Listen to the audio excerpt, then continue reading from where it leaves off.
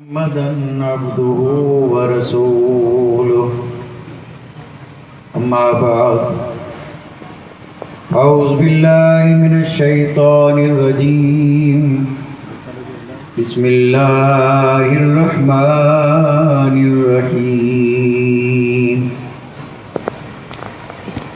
ما آتاكم الرسول فخذوه وما نهاكم عنه فانتهوا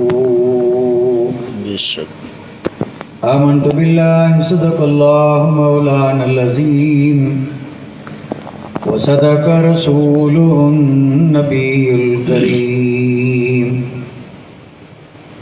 ونحن على ما قال من الشاهدين والشاكرين والحمد لله رب العالمين كما قال الله تبارك وتعالى في عظمة شان حبيبه إن الله وملائكته يصلون على النبي يا أيها الذين آمنوا صلوا عليه وسلموا تسليما اللهم صل على سيدنا مولانا محمد وعلى آل سيدنا مولانا محمد وبارك وسلم. اللهم صل على سيدنا مولانا محمد وعلى آل سيدنا مولانا محمد وبارك وسلم صلاة وسلاما عليك يا رسول الله صلاة وسلاما عليك يا حبيب الله. جہاں جاؤں وہاں نور ہدایت ہو تو کیا کہنا، جہاں جاؤں وہاں نور ہدایت ہو تو کیا کہنا، اور تصور میں رخ پاک رسالت ہو تو کیا کہنا. سبحان اللہ. تصور میں رخ پاک رسالت ہو تو کیا کہنا، گھٹا چھائی فضا ٹھنڈی ہوا مہوے نوا سنجی. گھٹا چھائی فضا ٹھنڈی ہوا مہوے نوا سنجی. اب ایسے میں اگر ان کی زیارت ہو تو کیا کہنا. سبحان اللہ. اب ایسے میں اگر ان کی زیارت ہو تو کیا کہنا. سبحان اللہ. تصور میں رخ پاک رسالت ہو تو کیا کہنا. اور وہی دل ہاں وہی یعنی، سبحان اللہ. وہی دل ہاں وہی یعنی اسیر کاکل مشکل. وہی دل ہاں وہی یعنی اسیر کاکل مشکل. میرے آقا تیرا دارالحکومت ہو تو کیا کہنا. سبحان اللہ. میرے آقا تیرا دارالحکومت ہو تو کیا کہنا. سبحان اللہ. تصور میں رخ پاک رسالت ہو تو کیا کہنا. اور نہ آئے یاد کچھ بھی ما سوائے گنبد خضرا. نہ آئے یاد کچھ بھی ما سوائے گنبد خضرا. ہمیں سارے جہاں سے ایسی غفلت ہو تو کیا کہنا. سبحان اللہ. ہمیں سارے جہاں سے ایسی غفلت ہو تو کیا کہنا. جہاں جاؤں وہاں نور ہدایت ہو تو کیا کہنا. تصور میں رخ پاک رسالت ہو تو کیا کہنا. اور ہمیں کرنی ہے شہنشاہ بطحا کی رضا جوئی. سبحان اللہ. ہمیں کرنی ہے شہنشاہ بطحا کی رضا جوئی. وہ اپنے ہو گئے تو رحمت پروردگار اپنی. سبحان اللہ. وہ اپنے ہو گئے تو رحمت پروردگار اپنی. لا و رب العرش جس کو جو ملا ان سے ملا. لا و رب العرش جس کو جو ملا ان سے ملا. بٹتی ہے کونین میں نعمت رسول اللہ. سبحان اللہ. سبحان اللہ. بٹتی ہے کونین میں نعمت رسول اللہ کی، اور وہ جہنم میں گیا وہ جہنم میں گیا جو ان سے مستغنی ہوا، وہ جہنم میں گیا جو ان سے مستغنی ہوا، ہے خلیل اللہ کو حاجت رسول اللہ، ہے خلیل اللہ کو حاجت رسول اللہ کی، اور تجھ سے اور جنت سے کیا مطلب،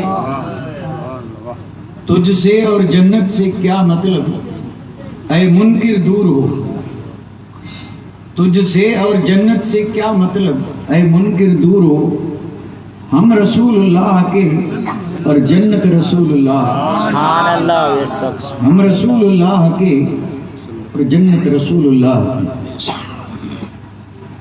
لائق ست عظیم و تکریم، واجب الاحترام، گرامی قدر صدر جلسہ حضرت قبلہ پیر سید سکندر شاہ باپو دام ظلہ، دیگر قابل ست عظیم و تکریم شہزادگان، سادات اعظام، ذی وقار علماء کرام، محترم و مکرم سامعین، عزت مآب خواتین اسلام، شادی خانہ آبادی کے پرمسرت اور خوشیوں بھرے موقع پہ برکتیں حاصل کرنے کے لیے بطور شکرانہ اس محفل پاک کو صاحب خانہ نے منعقد کیا۔ اس محفل پاک میں آپ اور ہم بصد عقیدت و احترام شریک ہوئے۔ اللہ تعالی ہم سب کی حاضری کو قبول فرمائے اور اس مبارک اور مقدس ذکر کو اللہ تعالی ہم سب کے لیے دونوں جہان کی سعادت مندی، نیک بختی اور نجات کا ذریعہ اور سبب بنائے، اور سب لوگ مل کر دل کی گہرائیوں سے یہ دعا مانگیں کہ اللہ تبارک و تعالیٰ ان ہونے والے جوڑوں پر ان کی ازدواجی زندگی کو خوشیوں سے بھر دے۔ اللہ تعالیٰ ان کے آنگن میں ذکر پاک کے توسل اور تصدق سے تا دم حیات رحمتیں اور برکتیں برساتا رہے، امن، چین، سکھ، شانتی اور اللہ تعالیٰ پیار اور محبت عطا فرمائے۔ بڑی بابرکت محفل ہے جس میں آپ اور ہم شریک ہوئے ہیں، کیونکہ یہ جلسہ آقا کی میلاد کا جلسہ ہے، اور ہم الحمدللہ موقع چاہے جو ہو میلاد کا جلسہ سجاتے ہیں، کیونکہ جب آقا نے ہمیں کسی بھی موقع پہ نہیں بلایا تو الحمدللہ یہ وفادار بھی قیامت کی صبح تک اسی طرح اپنے آقا کا ذکر کرتے رہیں، ذکر سنتے اور سناتے رہیں۔ محفلیں تو الحمدللہ ہوتی رہتی ہیں اور اللہ کرے اور زیادہ ہوتی رہیں، کیونکہ بڑی برکت والی ہے یہ محفل، اور اس میں ذکر سننے اور سنانے والے بھی الحمدللہ کبھی کم، کبھی زیادہ، اور کبھی اعلیٰ سے اعلیٰ چوٹی کے مقرر اور کبھی میرے جیسے فقیر۔ تو اس طرح جلسے ہوتے ہی رہتے ہیں، اللہ کرے ہوتے رہیں، کیونکہ اس محفل کا مقصد ہے حصول برکت۔ اس لیے آج میں نے برکتیں حاصل کرنے کے لیے ایک بڑی طویل حدیث پاک کا انتخاب کیا، اور وہ حدیث پاک میں آپ کو اس غرض سے سناؤں گا کیونکہ یہ میرے اور آپ کے آقا کی حدیث ہے، اور یہ کلام مقبول ہے، اس میں کوئی شک نہیں۔ اور اس حدیث پاک کا انتخاب بھی خود میں نے ہی کیا ہے، موقع اور محل کا لحاظ کرتے ہوئے، کیونکہ یہ محفل پاک جو ہے یہ الحمدللہ مولانا صاحب کے گھر سجی ہے، تو ان ساری باتوں کو مد نظر رکھتے ہوئے میں نے اس حدیث پاک کا انتخاب کیا ہے۔ اور ظاہر بات ہے جہاں حدیث پاک سنائی جاتی ہے تو وہاں ہر حال میں ادب تو ملحوظ رکھنا ہی پڑتا ہے، آپ نے معلوم کیسے خیالات لے کے آئے ہوں، خیالات آپ کو مبارک، کیونکہ لوگ تقریر میں آتے ہیں تو ہر آدمی کوئی نہ کوئی خیال نظریہ لے کے آتا ہے، کوئی سننے آتا ہے، کوئی پرکھنے آتا ہے، اور کوئی مزے لے کے جاتا ہے، اور کوئی شکایتیں لے کے جاتا ہے کہ مزہ ہی نہیں آیا۔ ابھی الگ الگ دستور ہیں۔ میں اپنی گفتگو کا آغاز کر رہا ہوں اس حدیث پاک کو سمجھانے کے لیے پہلے ایک بات عرض کر دوں، اور آپ نے بھی اندازہ لگا لیا ہوگا کہ یہ کوئی تقریر نہیں ہو رہی ہے، یہ کوئی ولولہ انگیز خطاب نہیں ہو رہا ہے، اور ضرورت بھی نہیں ہے۔ میں آج آپ سے اسی طرح تقریر یا بیان کر رہا ہوں جیسے کہ کسی کو سبق پڑھایا جائے، یعنی جیسے پڑھانے والا کسی کو پڑھاتا ہے تو پڑھانے والا پڑھاتا ہے تو یہ امید رکھ کے پڑھاتا ہے کہ کوئی پڑھنے آیا ہے اور سمجھنے آیا ہے، تو میں بھی اسی امید پر یہ بات عرض کر رہا ہوں۔ تو دو ایک باتیں پہلے ذرا غور سے سن لیں۔ انسان اور انسان کی پسند، پسند بڑا مشہور لفظ ہے، ہر زبان میں بولا جاتا ہے، یعنی اس کا ضد ہے ناپسند، ایک ہے پسند اور ایک ہے ناپسند، یعنی جو دل کو بھا جائے وہ پسند، اور جس سے دل نہ لگے وہ ناپسند، پسند اور ناپسند۔ اگر معاشرے کا جائزہ لیں، ہم دور جانے کی یعنی اقوام عالم کی بات نہیں کریں گے، کرنی بھی نہیں چاہیے، ہم اپنے معاشرے کی بات کریں، قرب و جوار کی بات کریں، اپنے علاقے کی بات کریں، اپنے لوگوں کی بات کریں۔ آپ کو ڈھونڈنے سے بھی ایسا آدمی نہیں ملے گا کہ جس کی کوئی پسند نہ ہو، نہیں ملے گا۔ اگر کسی کو کوئی ملا ہو تو بتا دے، ہم بھی اس سے ملیں، کہ جس کی کوئی پسند نہ ہو وہ یا تو ولی ہوگا اور یا کوئی مست ہوگا۔ باقی یہ زندگی میں اور اس دنیا میں زندگی بسر کرنے والے آدمی پسند تو سب کی ہے۔ ہاں یہ ضرور ہے کہ بہت سارے ایسے لوگ ہیں جن کی پسند بھی مختصر ہوتی ہے، کیونکہ حالات ہی ایسے ہوتے ہیں۔ بہت سارے لوگ ہیں جن کی پسند جو ہے اس کی لسٹ بھی طویل ہے، بہت ساری چیزیں ان کو پسند ہیں۔ وہ پسند کی چیزیں ملیں یا نہ ملیں یہ بات کی بات ہے، کیونکہ ملنا اس کے بس میں نہیں ہے، ملتی وہی چیز ہے جو اللہ اپنے حبیب کے صدقے میں دے دے۔ پسند کی اگر لسٹ بنانے جائیں تو یعنی اس کے لیے پھر کیا کرنا پڑے گا؟ اس کے لیے تو پھر وقت چاہیے، سوچنا پڑے گا، یہ پسند ہے، یہ پسند ہے، یہ پسند ہے۔ اور پھر جیسے جیسے یہ ترقی کا دور آگے بڑھ رہا ہے، جسے آپ کہتے ہیں ٹیکنالوجی کا دور، تو ہماری پسند میں بھی اضافہ ہوتا جا رہا ہے۔ جیسے جیسے چیزیں بڑھتی جا رہی ویسے پسند میں بھی اضافہ ہوتا جا رہا ہے۔ تو پسند والی بات جو ہے یہ ہر آدمی اسی میں پھنسا ہوا ہے، سب کی کوئی نہ کوئی یا کم بیش چیزیں پسند ہیں۔ تو پسند تو سب کو ہے، لیکن ہم یہاں ذرا بات کریں گے صاحب ایمان کی۔ یہ بھی تو انسان ہے نا، اور انسانوں کے بیچ میں بستا ہے، اسی معاشرے میں، انہی لوگوں کے بیچ میں جن کی پسند کی فہرست بڑی طویل ہے، لسٹ بڑی طویل ہے۔ یہ مومن بھی انہی کے بیچ میں زندگی بسر کر رہا ہے۔ تو میں بالکل ہلکے انداز میں ایک سوال کر کے جواب عرض کر دوں۔ پہلے تو آپ یہ فیصلہ کریں کہ کیا ایک مومن کی بھی وہی پسند ہونی چاہیے جو غیر مومن کی؟ یعنی ایک ہے مومن اور ایک وہ جو مومن نہیں ہے، یعنی ایک ہے ایمان والا اور جو ایمان والا ہے وہ نور والا، جو ایمان والا ہے وہ، اور نور کہتے ہیں روشنی کو، اور جس کے پاس آئی روشنی وہ اسی کو پسند کرے گا جس میں نفع ہو۔ جب اس کے پاس روشنی آ گئی تو اب یہ اسی کو پسند کرے گا جس میں نفع ہو، کیونکہ وہ روشنی میں دیکھ رہا ہے کہ یہ چیز کون سی ہے۔ اندھیرے والا اگر ہے تو اسے پتہ نہیں چلتا. اور یہ بات بالکل متحقق ہے کہ ایمان نام ہے نور محمدی کا. جس کو ایمان ملا گویا اس بندے کو مصطفیٰ کا نور ملا. کتنی عظمت والی بات ہے. تو مومن ہے نور والا، اور جس کے پاس یہ ایمان نہیں وہ بے نور ہے، بے ایمان ہے.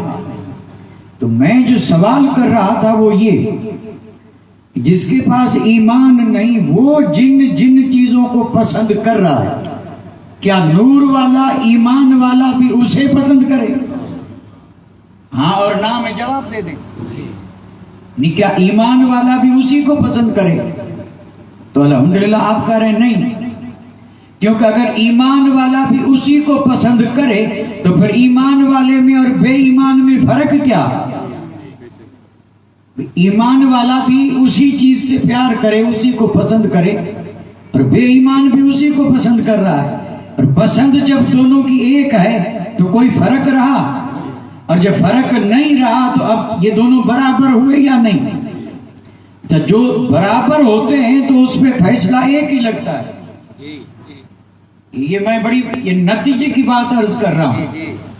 جہاں چیز جا کر کے ایک ہو جائے تو پھر جو فیصلہ لگے گا وہ الگ نہیں ہوگا، پھر فیصلہ ایک ہی ہوگا. اور ایک فیصلہ کیا ہے کہ دونوں برابر.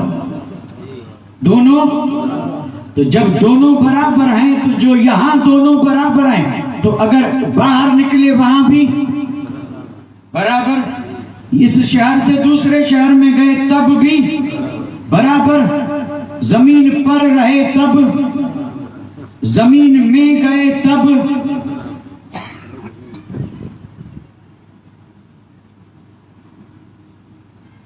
اب یہاں انکار کیوں کر رہے ہیں؟ انکار ہو ہی نہیں سکتا. برابر یہ تو ہوا ہٹ درمی. یہ تو کوئی ہٹ درمی نہیں. یہاں برابر ہے، وہاں نہیں ہوں گے. وہاں کیوں نہیں ہوں گے؟ کیونکہ وہاں الگ کرنے والی چیز جب یہاں نہیں ہے تو وہاں کہاں سے آئے گی؟ الگ کرنے والی چیز ہے وفا، الگ کرنے والی چیز ہے غلامی مصطفیٰ، الگ کرنے والی چیز ہے وہ نور، الگ کرنے والی چیز ہے وہ ایمان، اور الگ کرنے والی چیز ہے وہ اطاعت اور اتباع اور فرمان برداری. جو یہاں بھی ایمان والوں کو سب سے الگ کر دیتی ہے. اور جب یہاں الگ ہے تو اللہ اکبر، قبر میں بھی الگ ہے، حشر میں بھی الگ رہے گا. اگر ان سے الگ رہنا ہے تو اس کے لیے دولت یہ چیز لا ہی نہیں سکتی. دولت کے ذریعے الگ نہیں ہو سکتے. سطح، اختیار، اقتدار، دنیا کی جتنی بھی چیزیں ان چیزوں سے الگ نہیں ہو سکتے. اگر الگ ہونا ہے تو سیرت ابو بکر صدیق پڑھیں، صحابہ کی سیرت پڑھیں، اولیاء کی سیرت پڑھیں، غوث، قطب، ابدال، اوتاد کی سیرت پڑھیں کہ وہ جہاں بھی رہے انہی اداؤں کی وجہ سے سب سے جدا رہے. سبحان اللہ، سبحان اللہ. پسند، میں بات کر رہا تھا پسند کی. مومن ہونے کے ناطے ایک بات عرض کر دوں، مومن کی شان یہ ہے کہ مومن اپنی پسند کو تو پہلے ہی ختم کر دیتا ہے، تبھی تو مومن بنتا ہے. مومن بنتا ہی تب ہے جب اپنی پسند. اب آپ اس کو ذرا پھر سے سن لیں، پھر سے. اگر اپنی پسند ہے تو پھر کامل مومن. مومن بنتا ہی تب ہے جب اپنی ساری پسندیں جو ہے اسے کیا کرے، چھوڑ دے، تب مومن بنتا ہے. کیونکہ مومن بننے کا مطلب یہ ہے کہ مومن کہتے ہیں وہ جو اللہ کا بندہ ہو اور رسول کا غلام ہو. مومن کسے کہتے ہیں؟ آپ بھی تو یہی جواب دیں گے. یعنی مومن کہتے ہیں جو اللہ کا بندہ اور اللہ کے رسول کا غلام، اسی کو مومن کہتے ہیں نا. یا مومن کی کوئی اور بھی تعریف ہے؟ نہیں، مومن کہتے ہی اس کو ہیں جو اللہ کو ایک مانے اور یہ کہے کہ میں اللہ کا بندہ ہوں، بندہ، اور میں اللہ کے حبیب کا کیا ہوں، غلام ہوں. یعنی اللہ میرا رب ہے، خدا ہے، اور مصطفیٰ میرے مالک ہیں، میرے آقا ہیں، اور میں ان کا غلام ہوں. اور جب کسی نے اس کو مان لیا تو کیا بنا؟ مومن. کیا مانا؟ غلام. غلام مصطفیٰ. ہم مصطفیٰ جان رحمت کے غلام ہیں یا نہیں ہیں؟ ہم مصطفیٰ جان رحمت کے غلام ہیں. اللہ سلامت رکھے. اگر ہم مصطفیٰ کے غلام ہیں تو غلامی مبارک پوری دنیا میں ڈھونڈ کر کے، دنیا نہیں تاریخ انسانیت میں پورے انسانوں کی ہسٹری اور تاریخ میں بتا دیں کہ غلام ہے اور منمانی کرے، غلام ہے اور مرضی پہ چلے. بتا دیں اگر مرضی پہ ہے تو غلام نہیں ہے، اور اگر مرضی نہیں ہے تو غلام ہے. اور یہ دنیا کا دستور ہے. غلام کی بیچارے کی حیثیت کیا؟ آقا کہ یہیں کھڑے رہو، میں آ رہا ہوں. کیا ہٹے گا وہاں سے؟ کیوں نہیں ہٹ رہا؟ کیا اس کو پسند نہیں ہے کہ سائے میں چلا جائے؟ اس کو پسند نہیں ہے کہ گھوم پھر کر کے آئے؟ کیا اس کو پسند نہیں ہے کہ بیٹھ جائے؟ کیا اس کو پسند نہیں ہے کہ جہاں محفلیں ہو رہی ہیں وہاں جا کے بیٹھے؟ پسند ہے، لیکن چونکہ اپنی پسند یہاں یہ چلا نہیں سکتا کیوں؟ غلام ہے. اور اگر یہ اپنے آقا کے فرمان کی خلاف ورزی کرے گا تو ڈر یہ ہے کہ وہ اسے غلامی سے نکال دے گا اور کہے گا جا تیرا کام نہیں ہے، مجھے تو وہ چاہیے جو میری مانے.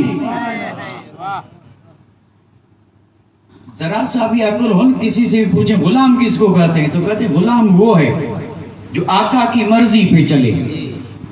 مرضی پہ چلے کا مطلب جو آقا کھلا دے وہ کھائے، اور جو وہ پہننے کے لیے کہے وہی پہنے. یہ وردیاں نہیں، یہ وردیاں، یہ وردیاں وردی والوں کی پسند نہیں ہے، یہ غلامی ہے اور یہ آقاؤں نے دیے. اور یہ جب اس ڈیوٹی پہ رہتے ہیں تو وردی میں رہتے ہیں، حالانکہ اگرچہ وہ انہیں پسند نہیں، وہ بھی چاہتے ہیں کہ مخمل کے اچھے سے اچھے نرم لباس پہنے، لیکن موٹے سے کھدر کے کپڑے میں گرمی میں ملبوس ہیں اور پھر دن بھر اسی میں رہتے ہیں. پسند تو بہت ہے لیکن نہیں ادا کر سکتے کیونکہ غلام ہیں، اور اگر آقا کی خلاف ورزی کریں گے تو غلامی سے نکلیں گے، اور پھر چونکہ غلامی میں ہیں تو بہت کچھ فائدے ہیں، اور جب نکلیں گے تو سارے فائدے چلے جائیں گے. اگر غلامی میں ہے تو پسند کو بھی قربان کرنا ہے، اور پسند وہی جو اس کے آقا کی، دنیا کے آقاؤں کی. وہ غلام پسند کا اتنا خیال رکھیں، اور جو کائنات کے مالک و مختار ہیں مصطفیٰ، اس کا غلام ہو کر کے اور پھر اپنی مرضی پہ چلے. یہاں اگر پوچھا جائے کیا یہ غلامی ہے، یہ غلامی ہے کیا؟ بھائی دعویٰ کرے غلامی کا اور چلے اپنی پسند پہ، تو یہ غلامی نہیں ہے، اس کو کوئی بھی تسلیم نہیں کرے گا. غلام کہتے ہی اس کو ہیں کہ وہی کرے وہی چاہے جو آقا. اس کی خود اپنی کوئی پسند ہے ہی نہیں، کیونکہ یہی تو آزاد اور غلام میں فرق ہے. ایک آزاد ہے اور ایک غلام ہے. مومن آزاد کیسے ہو سکتا ہے؟ مومن کے بارے میں تو خود میرے آقا نے فرمایا الدنیا سجن المومن. جس نے کلمہ پڑھا قیدی ہوا، جس نے کلمہ پڑھا قیدی بنا. یہاں اس کے لیے آزادی نہیں ہے، اور ایک دن آئے گا جہاں یہاں آزاد جو ہیں وہ قیدی بنیں گے، اور جو قیدی بن کے رہا پوری جنت میں آزاد پھرے گا. سبحان اللہ. الدنیا سجن المومن. یہ دنیا مومن کے لیے، یہ حدیث ہے، کسی مولوی کا فرمان نہیں ہے، نہ کسی مفتی کا قول ہے، کہ میرے اور آپ کے آقا کا فرمان ہے، جن کی زبان سے جو بھی نکلا سب وہی من اللہ کی طرف سے وہی ہے. یہ وہی ہے، یہ قرآن ہے. قرآن دو ہے، ایک مطلوع ہے ایک غیر مطلوع ہے. یہ بھی قرآن ہے.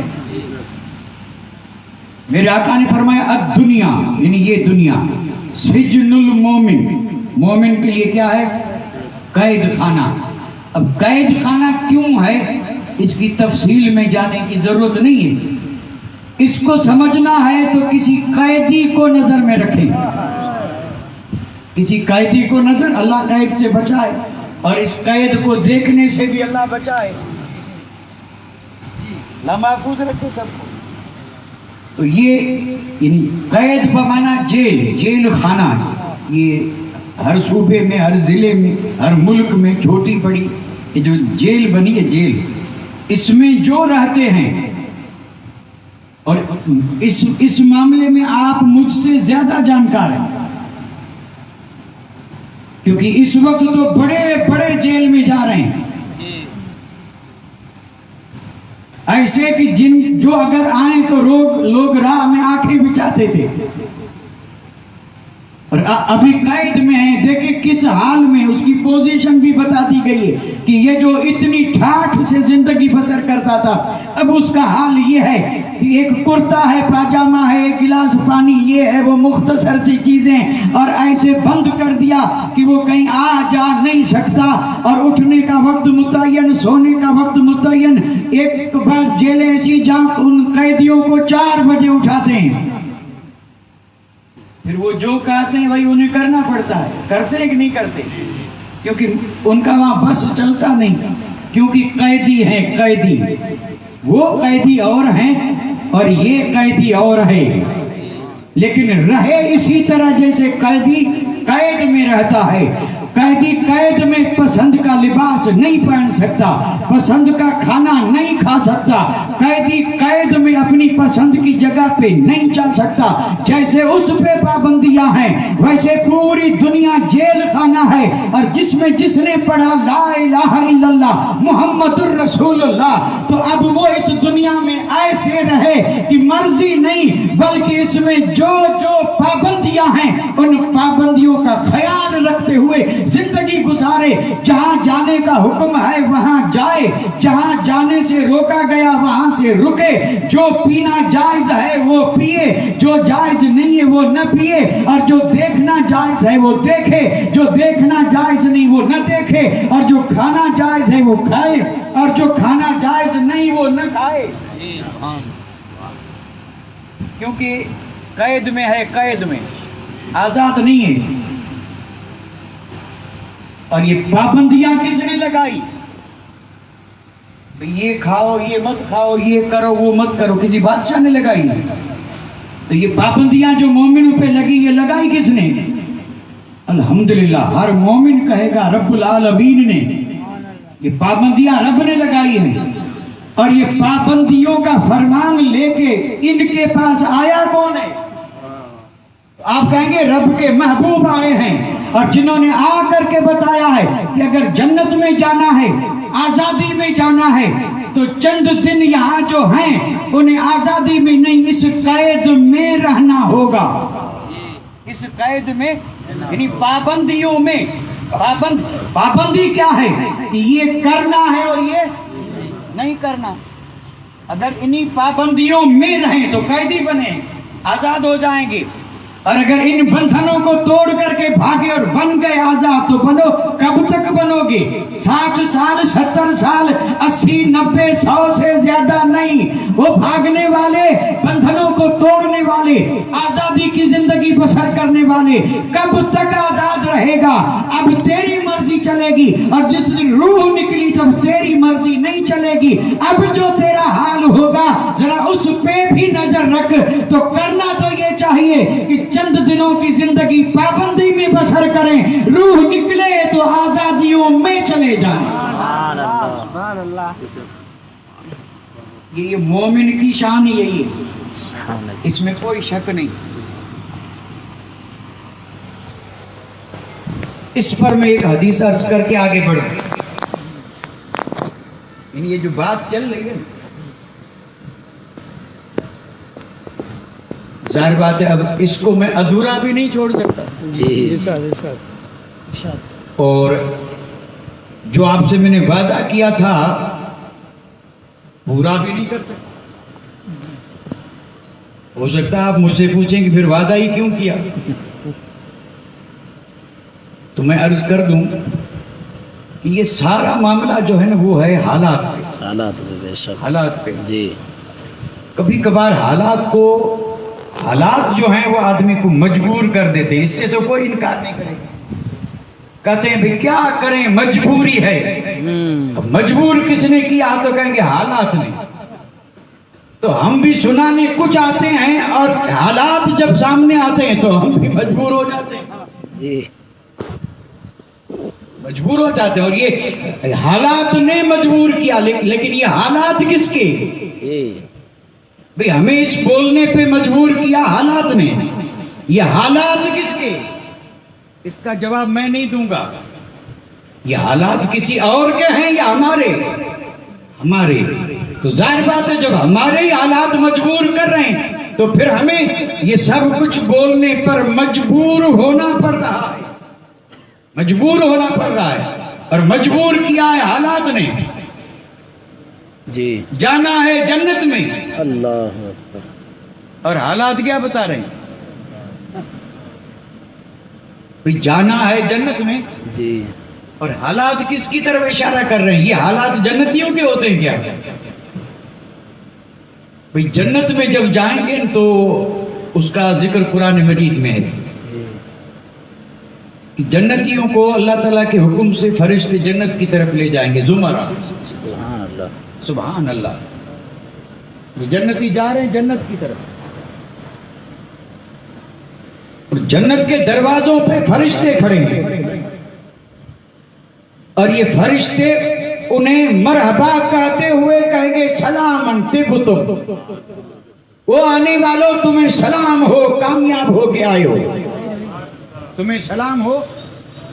اور پھر فرشتے کہیں گے فادخلوها خالدین, بے دھڑک جاؤ جنت میں, ہمیشہ جنت میں رہو. سبحان اللہ. تو یہ جنتی جنت میں گئے اور فرشتوں نے سلام کیا. اور جب فرشتے سلام کریں گے تو یہ کیا کریں گے؟ رب کی حمد کریں گے. رب کی فرشتے سلام کر رہے ہیں اور جنتی حمد کر رہے ہیں. جانا ہے جنت میں. تو آپ ایک لفظ میں سمجھانے کے لیے عرض کر دوں, اللہ کرے سمجھ میں آ جائے. زبردست جملہ عرض کر رہا ہوں. قرآن مجید, حدیث پاک, علماء, فقہا, مفتیان نظام, مشائخ, کسی نے لکھا کسی نے سنایا کہ گاجے یعنی یہ بجاتے ہوئے گاتے ہوئے جنت میں جائیں. پھر کہیں کسی نے سنا یہ گاجے باجے کے ساتھ یعنی یہ بجاتے ہوئے گاتے ہوئے. کہیں بھی زندگی میں آپ نے سنا کہ جو گانے بجانے والا ہو جنت میں گیا ہو؟ اللہ اکبر. جنت میں جانے والے تو حمد کرتے جا رہے ہیں, تعریف کرتے جا رہے ہیں, نعت پڑھتے جا رہے ہیں, جھومتے جا رہے ہیں. اور یہ جو گانے اور بجانے والے یہ جنت میں کیسے جائیں گے؟ اللہ اکبر. کسی سے بھی پوچھو کہتے جنت میں جائیں گے. یار امید تو ہم سب رکھتے ہیں جائیں گے, لیکن جنت میں جائیں گے حمد کرنے والے. جی جنت میں جائیں گے نعت پڑھنے والے. جنت میں جائیں گے پابندی میں رہنے والے. جنت میں جائیں گے اللہ اس کے رسول کی مرضی پہ عمل کرنے والے. من مانی کریں, مرضی پہ چلیں, اپنی پسند. اپنی پسند مومن کے یہاں ہے ہی نہیں. آپ سیرت پڑھیں صحابہ کرام کی, 1.25 لاکھ صحابہ میں کوئی ایک صحابی دکھا دیں کہ جس نے مصطفیٰ کی غلامی میں آنے کے بعد پسند کو رکھا ہو سامنے. حالانکہ وہ بھی انسان تھے, ان کی بھی پسند تھی, بہت زیادہ پسندیں تھی, لیکن جب کلمہ پڑھا تو انہوں نے دنیا پہ ظاہر کر دیا. اگرچہ انبار لگے ہیں, کمی کوئی نہیں ہے, لیکن انہوں نے اس سے وہی لیا جو رسول نے پسند کیا. سبحان اللہ. باقی ٹھوکر مار دی, ٹھوکر مار دی. فاروق اعظم مال نہیں بنا سکتے تھے کیا؟ فاروق اعظم کے دور میں جو ملک فتح ہوئے تھے جی, اور جو خزانے آئے تھے, حدیث پاک پڑھے, خزانوں کے ڈھیر لگے. اور جو ایران والا قالین جو ٹکڑے ہو کے بکا تھا, مولا علی کو جو ٹکڑا ملا تھا اس کی قیمت کتنی ہے؟ یہ فرش پر بچھایا جانے والا قالین جو تھا وہ اتنا قیمتی تھا. نہ ہیروں کی کمی ہے, نہ جواہرات کی کمی ہے, کوئی کمی نہیں. اب دور بدل چکا ہے, پوری دنیا کی دولت عمر کے قدموں میں ہے. وہی عمر درخت کے سائے میں ہاتھ سر کے نیچے رکھ کر سویا ہے. کیا ان کو پسند نہیں تھا مال بناؤں؟ इंसान है न, क्या पसंद नहीं था कि ऐशो आराम की जिंदगी बसर करो, क्योंकि अब हमें कोई रोक नहीं सकता, न हमें कैसर की परवाह है न किसरा की परवाह है। ये महासताएं अब हमारे कदमों में हैं। अब जिधर मुसलमान कदम बढ़ाते हैं कामयाबी कदम चूमती है। बेफिक्र होके ऐश की जिंदगी बसर करें, लेकिन नहीं, फारूक आजम ने दुनिया पे जाहिर कर दिया कि चाहे सारी दुनिया सिमट के सहाबा के कदमों में आ जाए, पूरी दुनिया के खजाने उमर के कदमों में आ जाएं, उमर वही पसंद करेगा जो आमिना के लाल को पसंद है। सुभान अल्लाह, सुभान अल्लाह। नारे तकबीर, नारे रिसालत, अजमत साहबा इकराम। सुभान अल्लाह, सुभान अल्लाह। सारे सहाबा, बेशक हक, कोई कमी नहीं थी। ईरान फतह हुआ जी, रूम फतह हुआ, हब्श फतह हुआ, और ये गंगो जमन तक ये फतह हुई। हाँ, मोहम्मद बिन कासिम जैसे नौजवान, सुभान अल्लाह। अल्लाहु अकबर। आज भी तो नौजवान है कि नहीं है? नहीं है शायद। आज नौजवानी किसी ने देखी कहाँ है? आज तो बचपन से सीधे बुढ़ापे में कदम है जी, भले जवान समझे, लेकिन जवान ऐसे थोड़े होते जी, ठीक है, उम्र का एक तकाजा है कि बचपन है, जवानी है, बुढ़ापा है। ये आजकल का जवानी वाला मामला जो है ना, ये किसी दौर में 70-80 साल के बूढ़े भी इनसे ज्यादा और आज भी मौजूद है। उम्र है, इन मरालों से गुजर रही है, ये भी कोई जवानी है?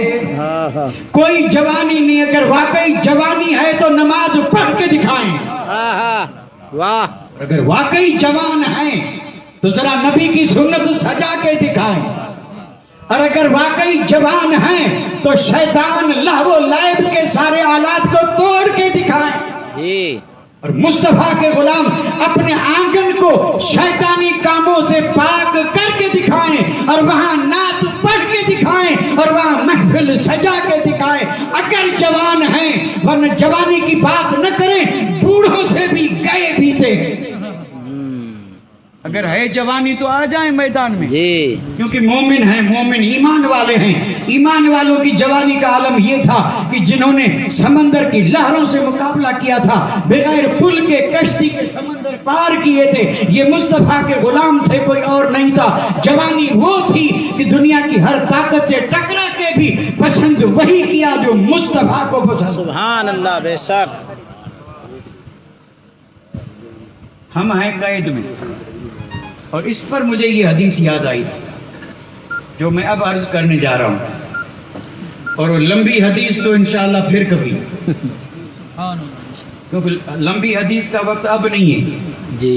अब तो ये जो हदीस है ये भी अगर पूरी हो जाए तो सुभान अल्लाह। सुभान अल्लाह। लंबी हदीस जो, एक बात मैं आपको जहन दे दूं, हकीकत में उलमा जानते हैं जो मैं लंबी हदीस सुनाने वाला था ना, वो 7 तकरीरें हैं। कितनी? हाय हाय, मुकम्मल 7 तकरीरें हैं। जी और 7 तकरीरों को इकट्ठा करके एक तकरीर में अर्ज करना था जी, लेकिन न हो सका। मैं आपसे माजरत खा हूं। इंशाअल्लाह हालात ने और वक्त ने साथ दिया तो कहीं न कहीं अर्ज कर दूंगा जी। अब जो मैं हदीस अर्ज कर रहा हूं, कैद वाली बात, ये आजाद नहीं है किसी भी शक्ल में, न ख्यालात में, न हालात में, न खाने में, न पीने में, न गमी में, न शादी में, न घर में, न बाजार में, न वतन में, न परदेश में। मुस्तफा का गुलाम कहीं भी आजाद नहीं है, वो शरीयत की पाबंदियों में है। उसकी हर उज़ु पे गोया दीन ने पहरे बिठा दिए। ओ आंख खबरदार, तू किसी और की नहीं, ईमान वाले की आंख है। ये देख, ये मत देख। ये पाबंदी ईमान वाले के लिए है।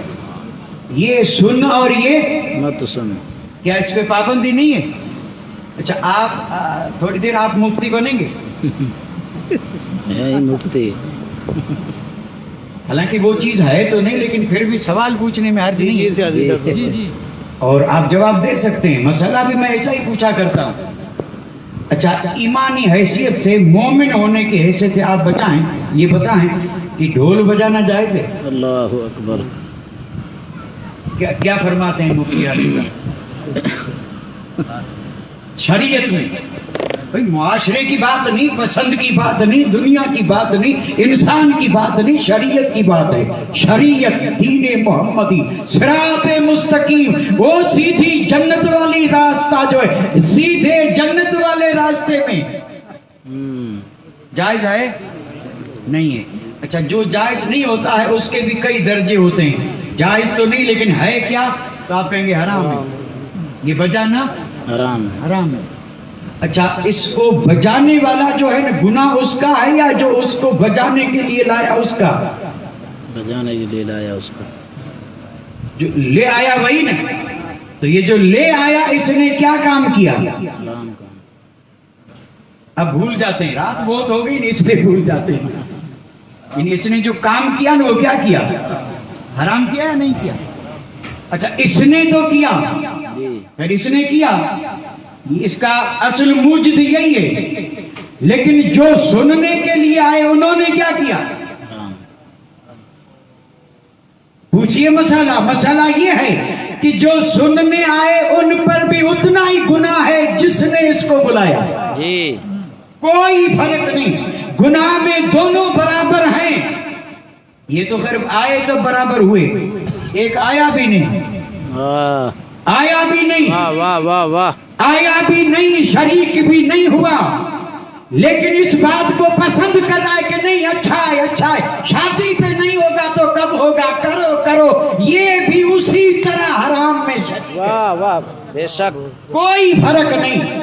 یعنی بچانے والے کو لے آنے والے، سننے والے، شریک ہونے والے، پسند کرنے والے، یہ سب کے سب گناہ میں برابر کے شریک ہیں. اور یہ جو کام ہو رہا ہے یہ حرام ہو رہا ہے.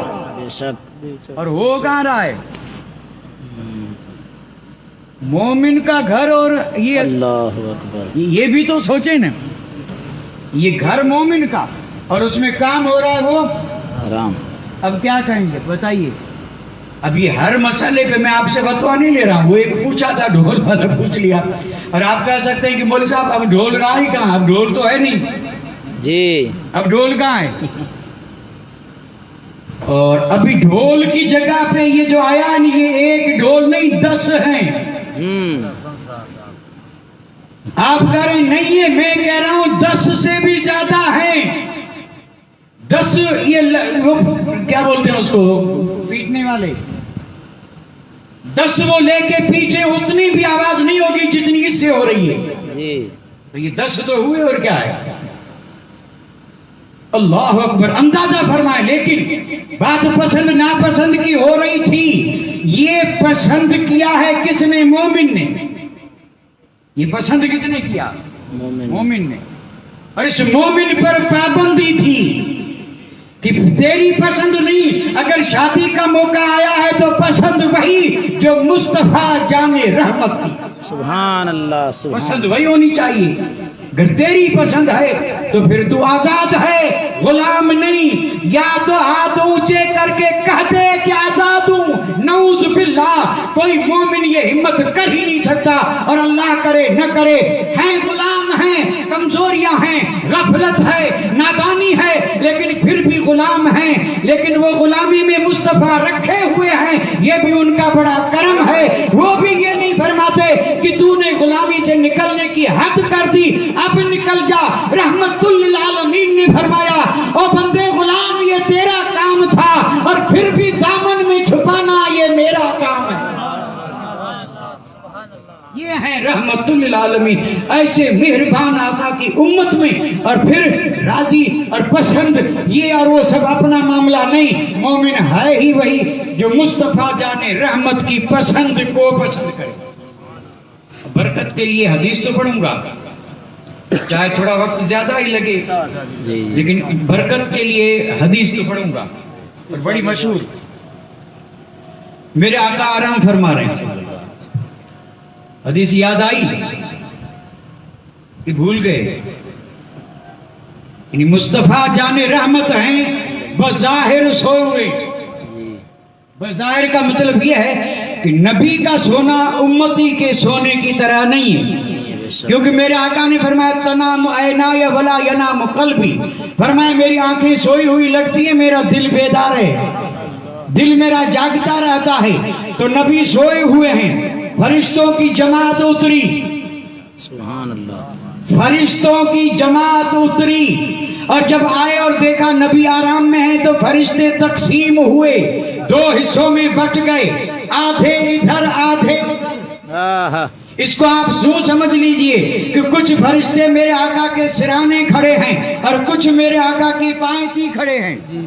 اللہ اکبر، اندازہ تو کریں، شان تو دیکھیں رحمت للعالمین کی، یہ نوری مخلوق ہے، دربار مصطفیٰ میں سرانے کھڑے ہیں اور پائیں کھڑے ہیں۔ تو اس جماعت میں سے ایک جماعت نے کہا کہ او نوری مخلوق، یہ جو آقا سوئے ہیں ان کی کوئی مثال تو دو۔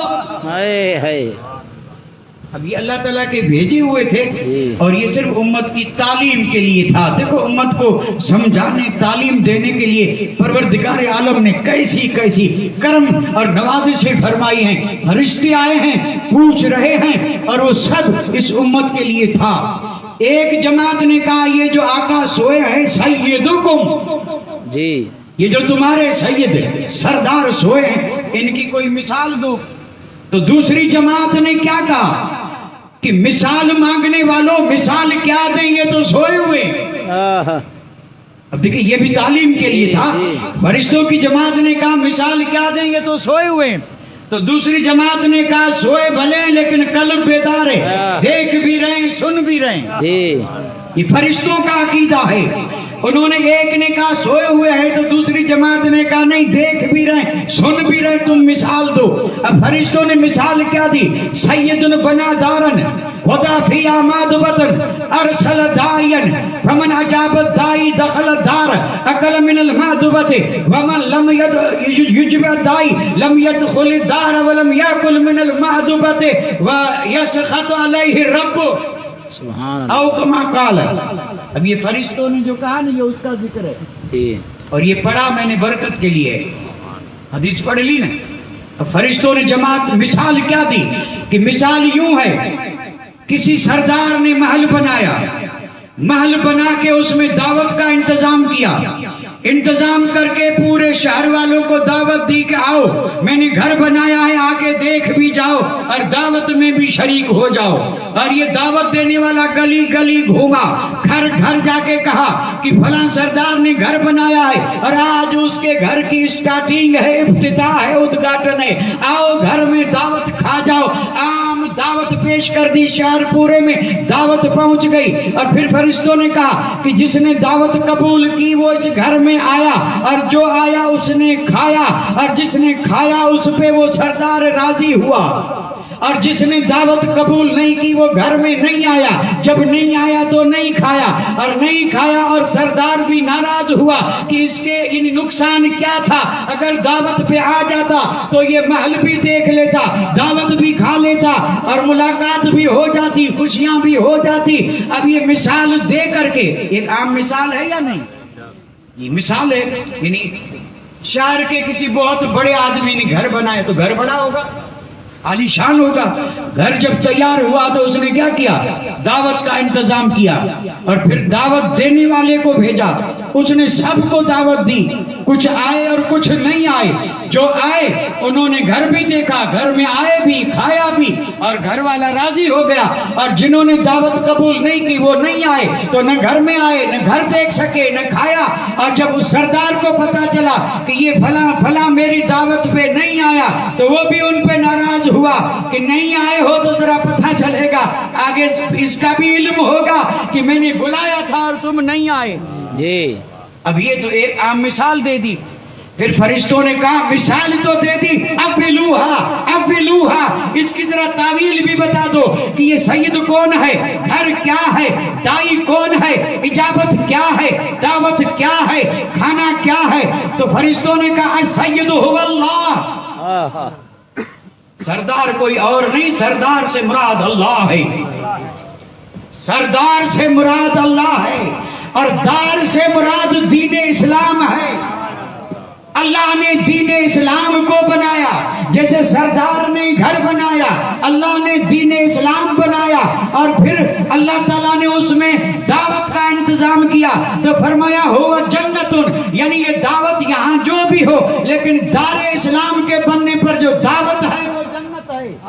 اور فرمایا الداعی ہوا محمد، صلی اللہ اور رب نے جو دعوت دینے والا بھیجا وہ کوئی اور نہیں، نبیوں کے سردار محمد ہیں صلی اللہ علیہ وسلم۔ تو پھر تعمیل میں پتہ کیا چلا، رب نے گھر بنایا، گھر دین اسلام ہے، اس میں جنت رکھی، مصطفیٰ کو دائی اور دعوت دینے والا بنا کے بھیجا۔ میرے آقا آئے اور آ کر کے دعوت دی، جس نے قبول کی وہ گھر میں آیا، جو گھر میں آیا وہ جنت کا طعام کھایا، اور اس پر اللہ بھی راضی، رسول بھی راضی، اور جو اس گھر میں نہ آیا تو نہ تو جنت کے نعمتوں کو حاصل کر سکا، الٹے اللہ اس پہ ناراض ہوا۔ یہ حدیث ہے، اس کی میں نے تشریح نہیں کی، حدیث پڑھی، ترجمہ کیا ہے۔ اسی حدیث کے حوالے سے صرف ایک بات، صرف ایک آخری، اور وہ بہت ضروری ہے اس لیے عرض کر رہا ہوں۔ وہ بات یہ ہے، اور اس بات کا پورے کا پورا تعلق ہم سے ہے، ہم سے، ہماری ذات سے، اور یہ ہے، یہ بھی سوال جواب کی شکل میں۔ آپ کی اس بستی میں، اب آپ چاہے جس کو بڑا سمجھیں، میں تو حضرت کو سمجھ رہا ہوں، حسبن نسبن بڑے ہیں۔ آپ نے گھر بنایا، بن کے تیار ہوا، پورے گاؤں والوں کو دعوت دی کہ آؤ خوشی میں نے دعوت رکھی ہے، ٹھیک ہے؟ اچھا دعوت تو سب کو پہنچ گئی، کوئی آیا کوئی نہیں آیا، ٹھیک ہے، جو نہیں آئے گئے، جو نہیں آئے وہ گھر میں آئے نہیں۔ اب معاملہ ہے جو گھر میں آئے، جی، یعنی جو حضرت کے گھر میں آئے، جسے میں آیا، آپ آئے، جو بھی آئے، اب جب گھر میں آئے، آپ آئے، میں آیا، جو بھی آیا گھر میں آئے، بلائے ہوئے آئے، تو گھر میں آنے کے بعد بیٹھیں گے کہاں؟ جہاں آپ کا جی چاہے وہاں بیٹھیں گے، یا حضرت جہاں بٹھائیں گے وہیں بیٹھیں گے؟ بولیے نا، کہاں بیٹھیں گے؟ بھئی ہم کسی کے گھر میں جاتے ہیں تو تھوڑے مرضی سے چلے جائیں، تو کیا ہم اسی طرح یعنی جہاں پر رسوڑا ہے وہاں چلے جائیں، اور جہاں پر یہ الگ الگ جہاں جی تو کہیں گے پاگل ہے؟ جی، تو بیٹھیں گے وہاں جہاں وہ گھر والا بٹھائے۔ جی، اچھا بٹھا دیا، اب سامنے بوتلیں بھری پڑی ہے، شربت کی، روح افزا بھی ہے، گلاب بھی ہے، پیاس بھی بہت لگی ہے، کیا خود اٹھ کے پیئیں گے یا گھر والا جو پلائے وہ پیئیں گے؟ کیوں بھائی، آپ کو تو گلاب پسند نہیں، آپ تو روح افزا، اور یہ گلاب پلا رہا ہے، تو آپ یہ تھوڑے کہیں گے گلاب نہیں پیوں گا، روح افزا پیوں گا۔ اگر وہ پوچھے اور پھر معاملہ یہ، ورنہ جو وہ دے اسے خوشی خوشی پی رہے ہیں آپ نے۔ اور پھر آیا کھانے کا وقت، تو پھر وہاں پر اپنی مرضی تو ہے نہیں، جو پلاؤ کھلا دے، اکنی کھلا دے، روٹی، اور جو بھی چاہے جو کھلائے گا وہی کھائیں گے، ایسا تھوڑے ہے کہ نہیں، یہ اپنی پسند جو اس وقت ہوگا تو کھایا بھی اس کی پسند سے، پیا بھی اس کی پسند سے، بیٹھے بھی اس کی پسند سے، اور جب تک اس نے چاہا بیٹھے رہے، اور پھر الوداع۔ کسی کے گھر میں جب جائیں تو اپنی مرضی نہیں چلے گی، اور یہ دین اسلام یہ گھر ہے، اور یہ گھر رب نے بنایا ہے، بلایا مصطفیٰ میں، اور اگر اس میں آئے ہیں تو یہ مرضی نہ چلائیں، وہی کریں جو مصطفیٰ نے۔ سبحان اللہ، سبحان اللہ، بے شک۔ اس گھر میں آ کر کے یہ توڑ پھوڑ، جی، یہ تو بھائی وہ سخی گھرانہ ہے کہ نکالے نہیں جاتے، ورنہ کسی کے گھر میں جا کے توڑ پھوڑ کریں یہ کیسے کباڑے ہو جاتے ہیں، جی، جی، اور کہتے ہیں کیسا پاگل آ گیا کہ گھر میں گلاس کو ادھر پھینک رہا ہے، بوتل ادھر پھینک رہا ہے، کبھی ادھر جا رہا ہے، کبھی ادھر جا رہا ہے، کبھی یہ الماری کھول رہا ہے، کبھی دروازے کھول رہا ہے، تو کہیں گے نادان یہ گھر تیرا نہیں ہے، یہ تو کرم ہے کہ تجھے بلایا۔ سنیں ذرا غور سے سنیں، اس گھر میں آئے ہیں تو ذرا سنبھل کے رہیں، اللہ کے بندو توڑ پھوڑ نہ کریں۔ اور آج کل تو اللہ اکبر توڑ پھوڑ جو ہوئی ہے، اللہ، حد ہو گئی، حد ہو گئی۔ اگر معمولی بھی ہوتے تو گھر والا برداشت کر لیتا، چلو جانے دو، دوسرے معزز مہمان ہیں کیا کہیں گے، برداشت بھی کر لیتا، لیکن یہ پانی کے سارے مٹکے توڑ ڈالے تو وہ کہے گا پھر پلاؤں گا کیا، اور یہ میرے گھر کی توہین ہو رہی ہے۔ تو یہ جو ساتھ میں ہوں گے نا وہ بھی بازو پکڑ کے کہیں گے نکل، سب کی ہتک ہو رہی ہے نادان یہاں کر کے، اور یہ کیا یہ تماشا نکالیں گے یا نہیں نکالیں گے؟ تو یہاں کیوں نہیں نکالتے؟ سب کہہ رہے ہیں نکالیں گے، تو یہ بھی تو معاشرہ ہے، مومنوں کا معاشرہ، ایمان والوں کا معاشرہ، مصطفیٰ کے غلاموں کا معاشرہ۔ تو معاشرے میں بھی دم خم ہونا چاہیے کہ جو دین کے اس گھر میں توڑ پھوڑ کرے اس سے کہا نکل۔ دین سے تو نہیں نکال سکتے، معاشرے میں تو کہہ تو سکتے ہیں کہ نہیں، لیکن یہاں راضی ہے، ٹھیک ہے ٹھیک ہے ٹھیک ہے، نہیں پوچھا جائے گا، پوچھا جائے گا۔ اس امت کو جو فضیلت دی گئی ہے، کنتم خیر امت اخرجت للناس، ساری امتوں میں تم بھلی امت۔ کیوں بھلی؟ سبب کیا بھلی ہونے کا؟ تو قرآن نے فرمایا یہ امت بھلی اس لیے ہے، تأمرون الناس بالبر وتنہون عن المنکر، یہ امت بھلی اس لیے ہے کہ جہاں بھی اس امت نے برائی دیکھی روکا، یہ اس لیے بھلی ہے، اور اگر نہیں روکے تو پھر بھلی بھی نہیں ہے۔ تأمرون الناس بالبر، یہ امت بھلی اس لیے ہے کہ اس سے جتنا بن پائے یہ بھلائی کا حکم کرتی ہے اور برائی سے روکتی ہے، اسی وجہ سے یہ امت خیر امت ہے۔